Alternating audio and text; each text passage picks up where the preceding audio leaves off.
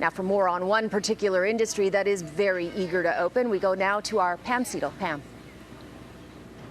And Cynthia, there was some positive news from the provincial government on that front about the reopening of garden centres and nurseries like this one, Fiesta Gardens, which is near Christie and Bloor.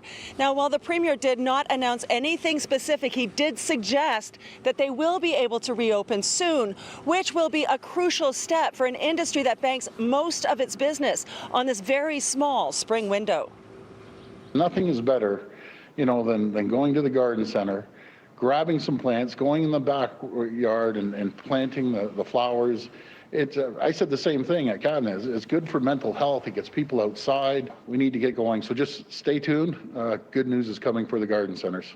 An announcement has been expected for some time to give Ontario's growers and garden centres and nurseries a chance to recoup major losses they've suffered already.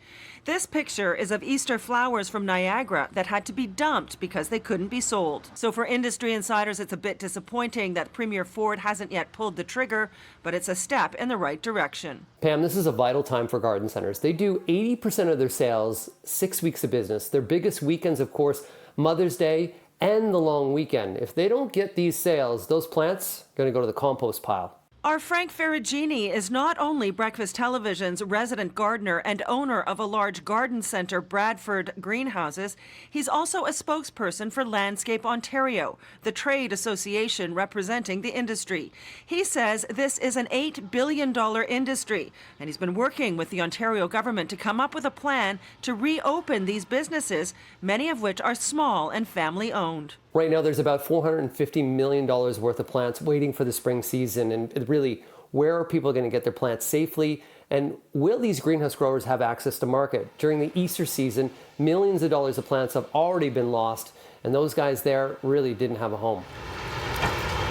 Some garden centres have been open for online sales and curbside pickup, including Fiesta Gardens, which has managed to keep afloat. But normally, this store would be overflowing with product. It would make a huge difference to be open again. We would have all our trees and shrubs in there. We would have all our perennials probably in by now. All your early season annuals would be all nicely set up in containers and everything. So yeah, it's a little unfortunate that it's not happening right now. Dino Vergona agrees with the Premier that opening gardening centres would not only help these businesses, many of which are on the edge of collapse, but gardening as an activity is a wonderful way to enjoy the outdoors and can be important to mental health in these stressful times. Gardening is therapeutic. It's what people need at this moment. They need a purpose. They need something to do. And growers have grown for this season. Plants are not like tires. They can't go on a shelf. They're really a perishable item. Now, Frank Ferragini also feels like it's unfair that large companies like Loblaws and Walmart, who, because they sell food, are also able to sell plants and flowers. And for them, that's just a side interest. But for many of these smaller stores, that's their bread and butter. And they feel like if they can't reopen soon, they will not survive.